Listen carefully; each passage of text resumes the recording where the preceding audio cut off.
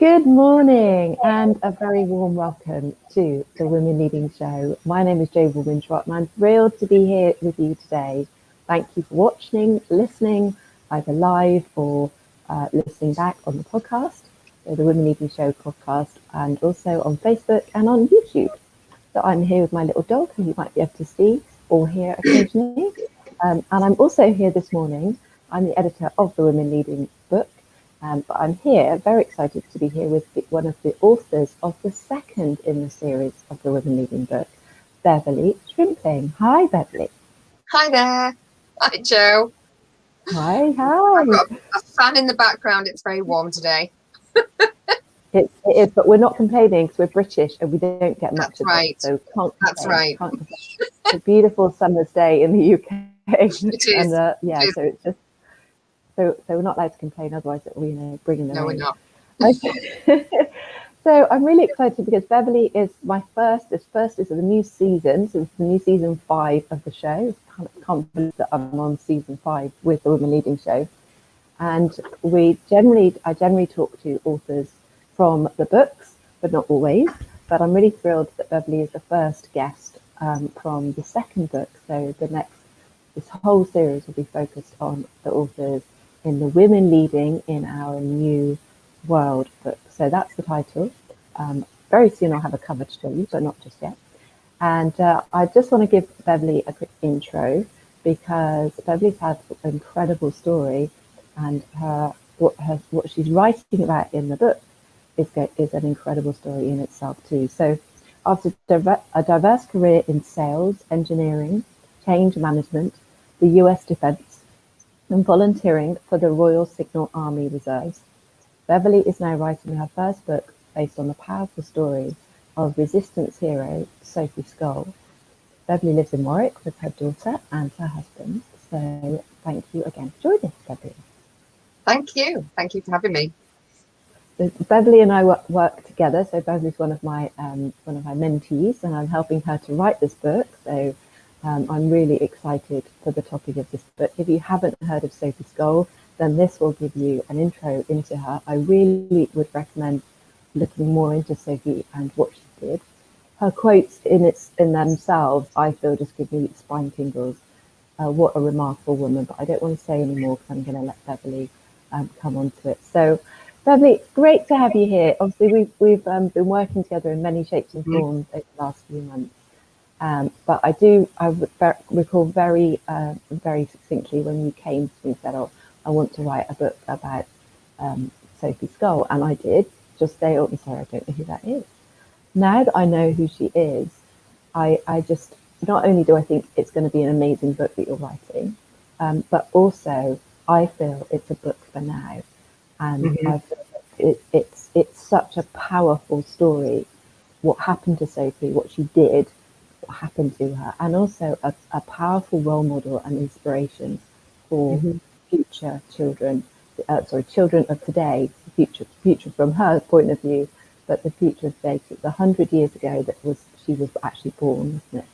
But she didn't sadly live very long. But let's come on. So Beverley, let's start with you and then come on to Sophie, because I really would like to just sort of, well, you and Sophie. So what is it about Sophie Scholl? What is it about Sophie Scholl that Beverley Shrimpling said, goodness me, I've got to write about this incredible young girl? So, yeah, I first read about Sophie about 6 years ago.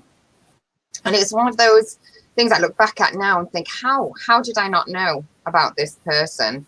And actually, when I first read about her, I was emotionally moved. I mean, just incredibly emotionally moved. And I actually cried quite a lot about this story. And the more I've looked into it, the more amazing it's become to me. And I sort of knew then, 6 years ago, this story needs to be more popular, more of a known story. I mean, in Germany, obviously, she's German. In Germany, she's studied in depth.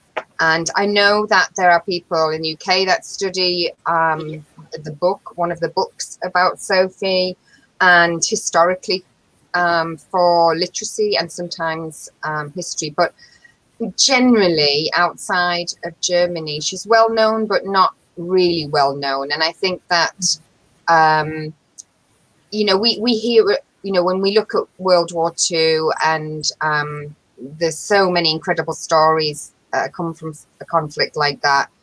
And a lot of them are based on, you know, the films that we see, and it's a lot of soldiers, a lot of French resistance, a lot of, you know, a focus, you know, quite correctly on the Holocaust and all of the things that happened in World War II.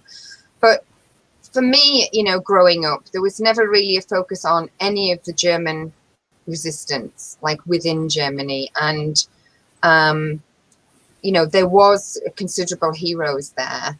And, you know, having to stand up against your own people is something different than, I think, you know, standing up against an enemy, as it were, that is not your countrymen.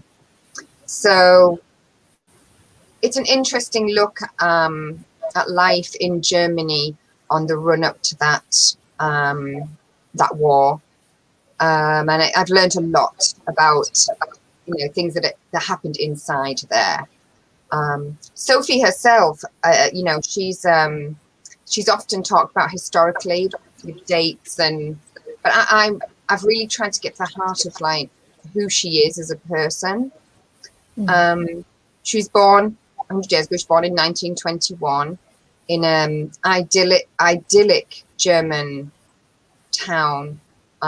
Beautiful rolling countryside, rivers. You know, she was she's one of 6 siblings, and they grew up in this idyllic world. They had a very liberal father who was also the mayor of the town, and he raised them to be free thinking, kind, you know, truly like to debate with them, like them to read. And so she grew up in this like idyllic world. And then, you know, Hitler came to power and their lives changed. So I think with Sophie, she was definitely a leader. She joined actually all the children of the family, as with all children in Germany, they joined the equivalent of the Women's League and the Hitler Youth, and fundamentally they loved it to start with. It was like a big camping trip, and they did stuff together, and they made great friends, and that raised them to be leaders within their you know, their friends within the league. And her brother became leaders of those groups. So from that position to be very pro the Nazi Party and ideals that they thought were the ideals, to then, you know, a decade later to be facing the People's Court and you know, being sentenced for treason it was just a remarkable shift in mindset and a remarkable choice for what were very young people. So that story, when I read it, just sort of blew my mind, really, and that's what set me on that course. Yeah. Well, and it's obviously it's a story that has been written about, like you say, a lot, and especially in German, but actually very little writing in the English language has been done, which is obviously one thing that sets your book apart. And like you say, you know, writing about who she truly was, and you've done so much research. I absolutely know how much research you've done, and you've worked so hard, you know, and really with a very peripheral vision, and the fascinating other stories and the parallel universes that were operating for her at the time, because obviously her brother Hans was very involved as well, wasn't he? And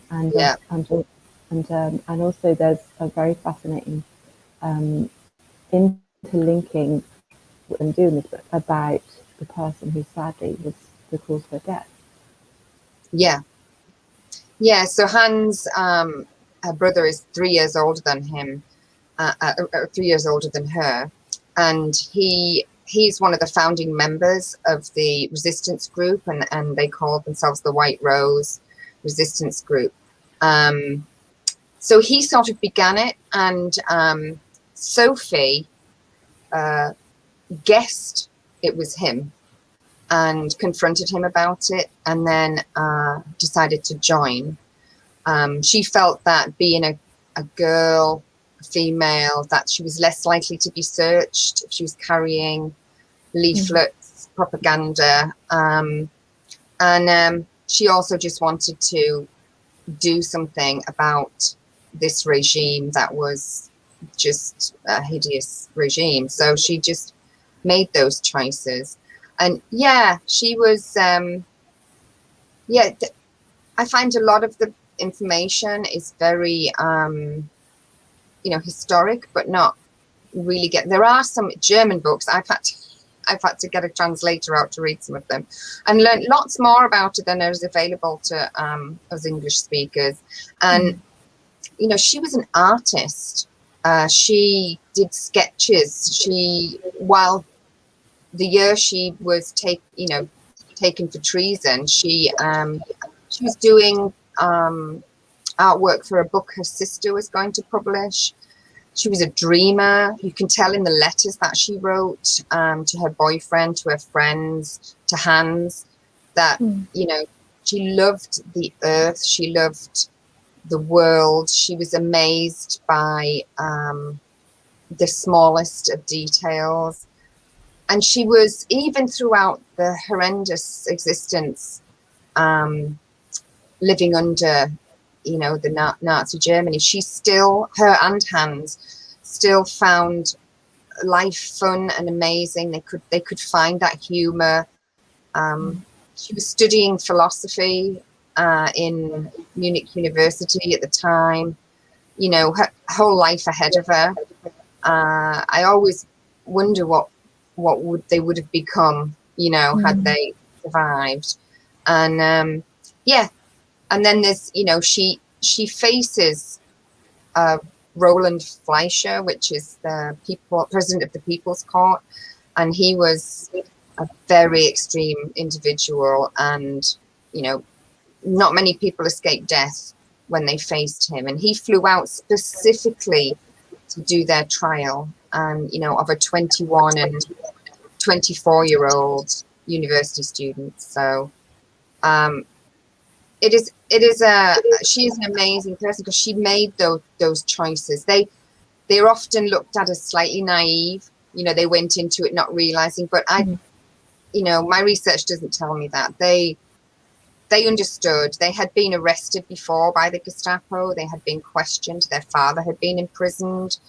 Hans had been imprisoned. They knew what they were risking, and they made the choice. And she says, one of her famous quotes is, "Stand up for what you believe in, even if you're standing alone." And that's basically what they did, So she kind of knew, I think, that this was it. They were caught, and this was it. But she felt like their deaths would lead to something. And here we are 100 years later, still talking about that. And in a time where, far-right rhetoric is rising, and women are still being subjected to discrimination and oppression, particularly women of color, around the world. It's just, it's 100 years, but that risk of returning to such things is not that unbelievable. It really isn't, to me anyway. Yeah, no, totally. Well, and we've had the White Rose resistance now. I mean, there's a White Rose movement that's resisting against the current situation, the current political situation, the current use of this experiment, really. So that didn't take long to kind of reignite. And actually there was a correlation drawn between Sophie Scholl and today, and the resistance. And I did read an interesting report actually that said that they that it was someone who was obviously very for the current situation and thought that the answers were all as they should be. And he said, "Oh, she wouldn't have resisted this. She would have, her scientific mind would have." And I just thought, gosh, how can you possibly say that? Right. I don't need to dwell on it, but I just thought it was fascinating that this person had made their mind up that she would, Sophie would have. But it obviously always depends on it depends on just perspective, doesn't it? What Yeah, I often think about what she would be like in today's world. They were a very religious family. They were Lutherans and they were raised very religiously. And she was very much had a strong faith, and I'm sure that helped them both. But I was in America for 15 years and I lived there. And, there was times during the George Bush presidency that in my workplace that I was concerned about voicing my opinions, my more liberal opinions, and that was for me because I was not a citizen and I wanted to be careful, and there was a tension there during the Cheney years, and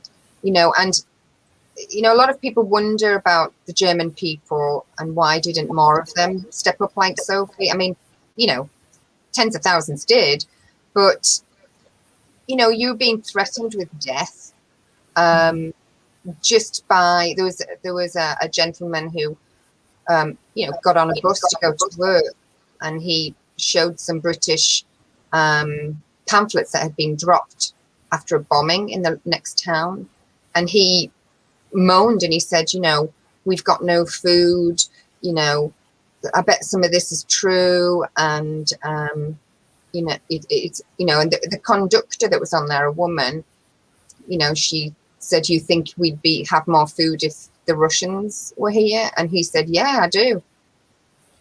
And he was sentenced to death for that conversation. And so when you live under repression like that, it's very hard to know what you would do. You look at your children, you look at your survival kicks in. And so for that, I mean, Sophie had a problem with that. She felt like everybody should just, stop this nightmare. Her brother had been to the front. He'd fought. They had been to the Russian front. A lot of the White Rose members had, the male members. And her boyfriend also. And they saw what was happening firsthand. They saw concentration camps. They saw, families being shot in Russia. And so they were not ignorant to what was going on.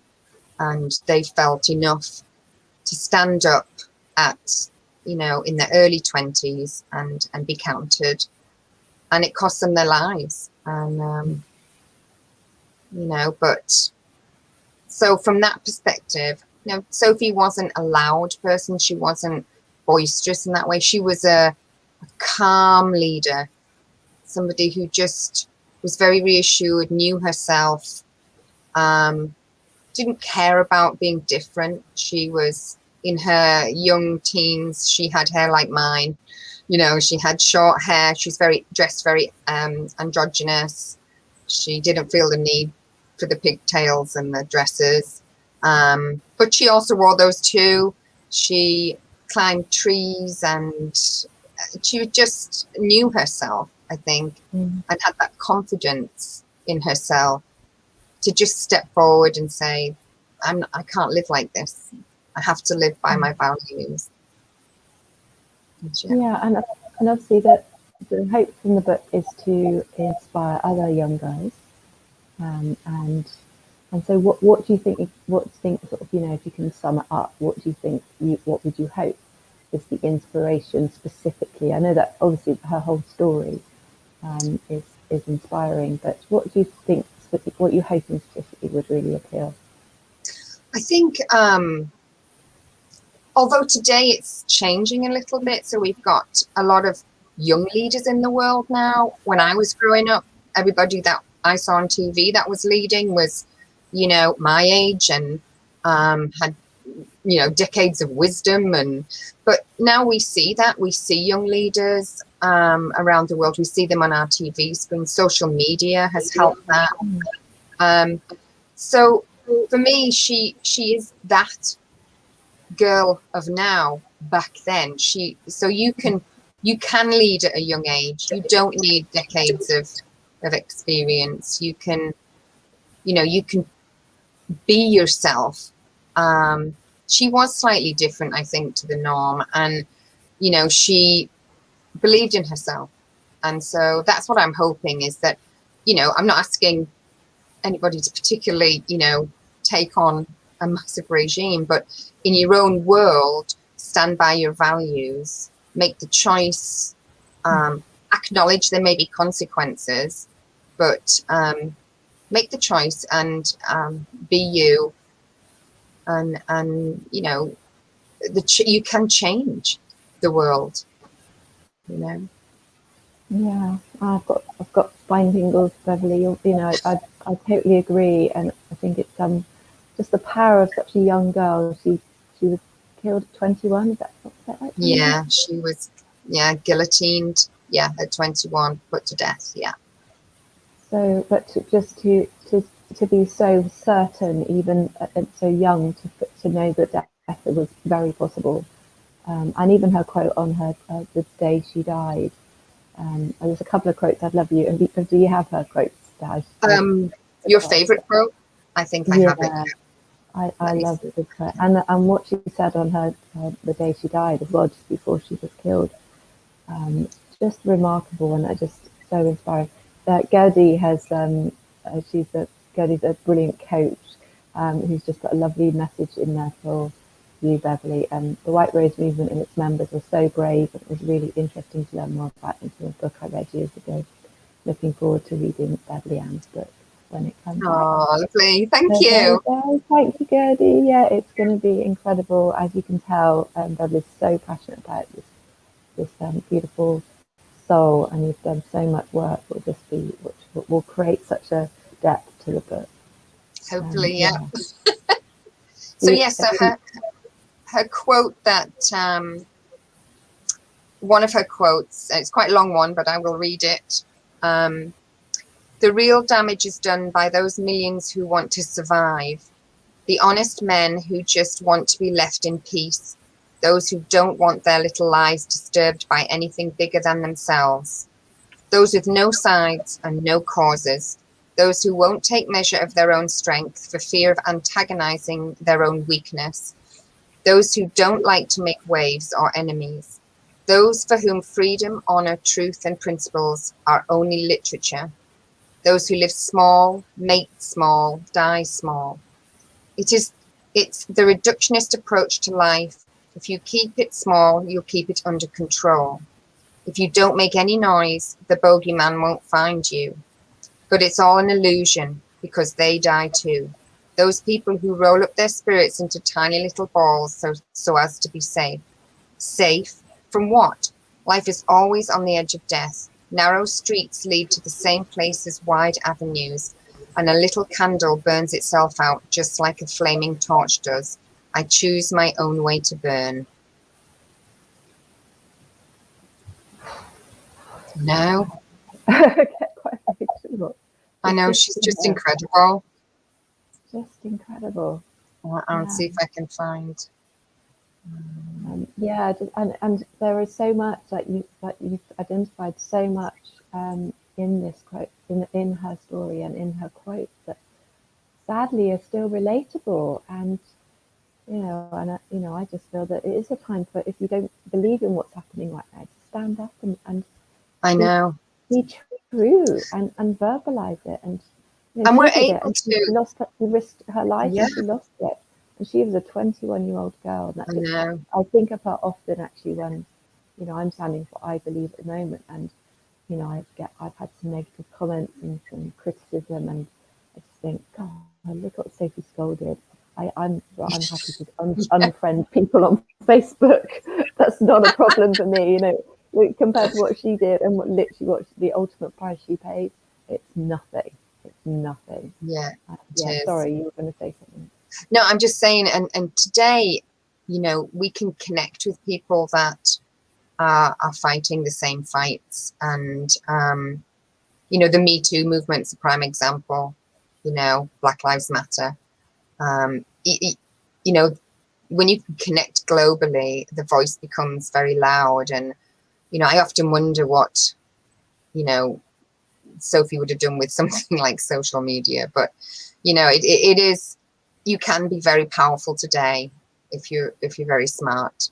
And, you know, it is great to not feel so isolated as they must have done, you know, back then. Yeah. But I have her quote from her the day she left her cell before she was executed. I mean, in general, she was very, very calm throughout her whole time in prison. She was she was arrested on the 18th of February and she was put to death on the 22nd. So there was not a lot of time to mentally prepare for that. But the guards were incredibly surprised by her stoic state. She just was very accepting. So she said, "It is such a splendid sunny day and I have to go. But how many have to die on the battlefield in these days? How many young, promising lives? What does my death matter if by our acts thousands are warned and alerted? Among the student body there will be certainly a revolt." And that's when she left her cell.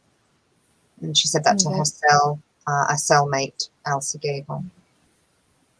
And maybe Anne was there a revolt afterwards? Then she went to death, yeah. She just walked in. She didn't cry. She just... followed by her friend Crystal Probst and then her brother Hans, all three of them. For their father, I can't imagine what that would have been like. I know. I mean, yeah. Because the People's Court, they had no defence. No family members were there. It was just them and a madman, basically. And yeah. But they held their own. And I think of myself at 21, and I was just a year into the army then. And I was just discovering, you know, my leadership and power. And I can't imagine.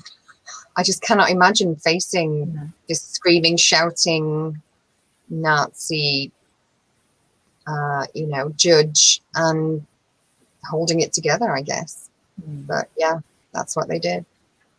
Yeah, well, it's such a powerful story and so moving and, you know, just devastating at the same time. But well, my daughters have just studied the Nazis within, you know, World War II, and not a mention of Sophie Scholl. So I'm you know, I just think that's really sad. And I followed it quite a lot of what they were studying, and I just feel there's so much of what happened then that doesn't necessarily need, I personally believe, doesn't necessarily need just the regurgitation.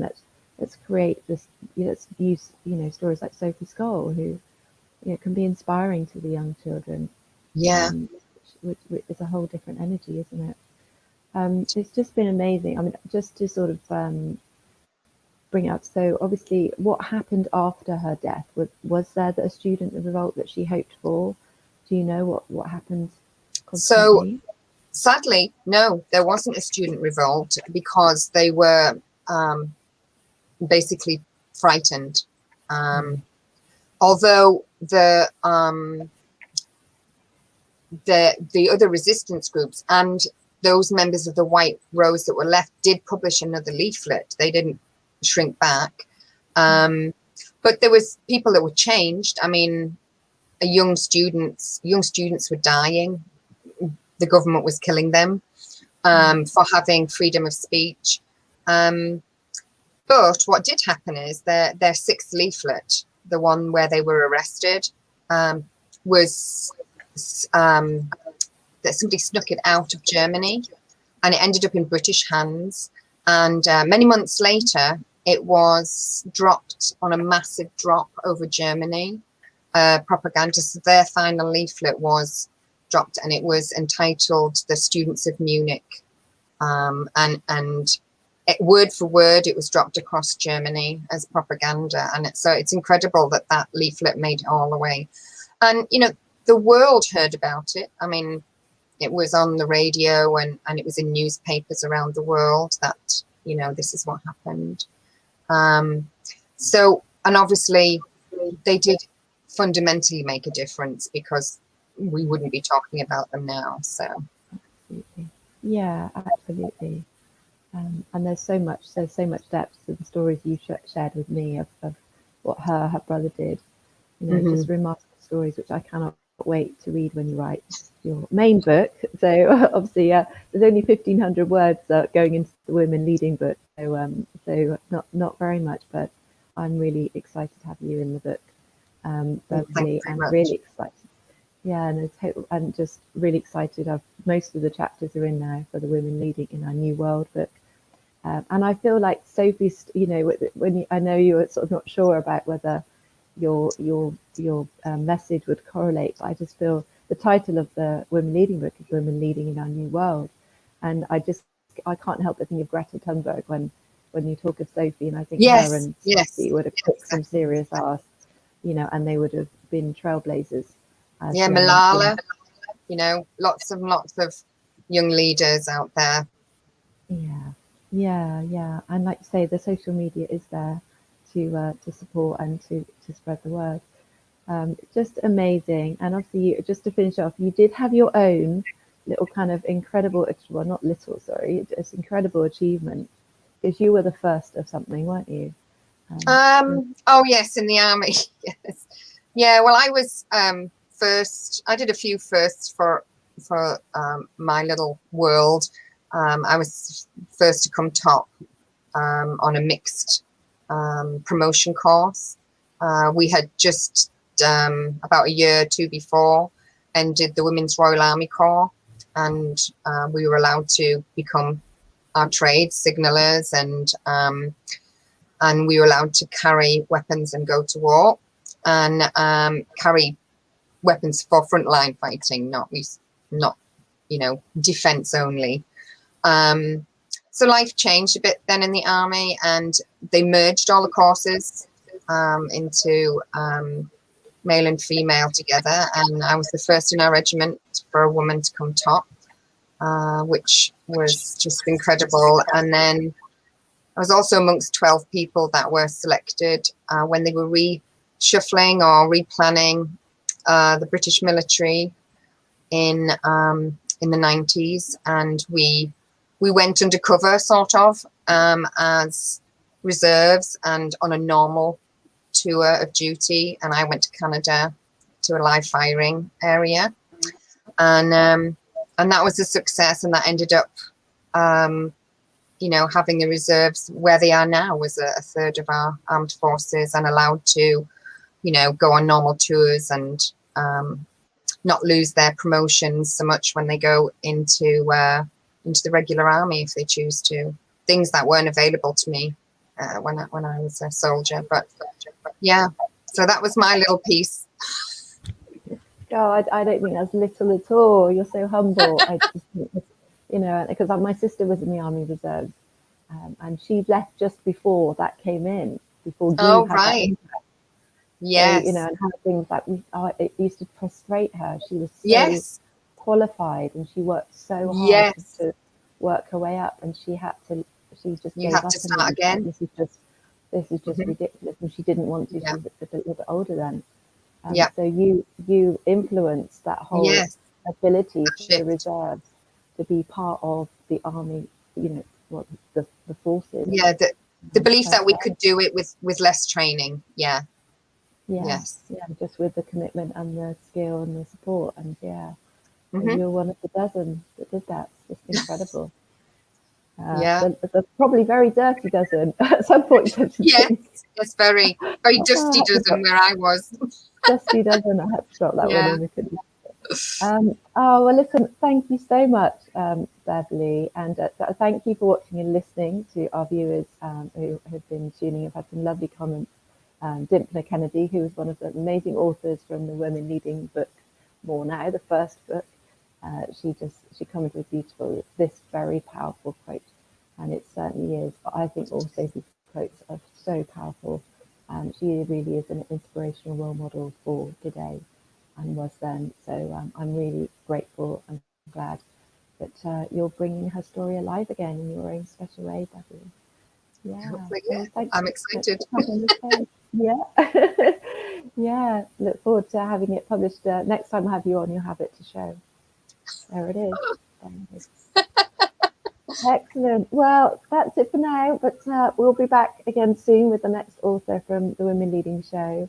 And I believe will be Sarah Presley, who is in meditation, and well, she's one of the head honchos, as I love that using that word, of the British School of Meditation. And she has a beautiful message about looking after ourselves, about how we can easier and more happily and run our lives. So I'm really looking forward to hearing from her. But Beverley, thanks for joining me, and I will look forward to seeing you again soon. Take care. Thank you. Bye. Bye.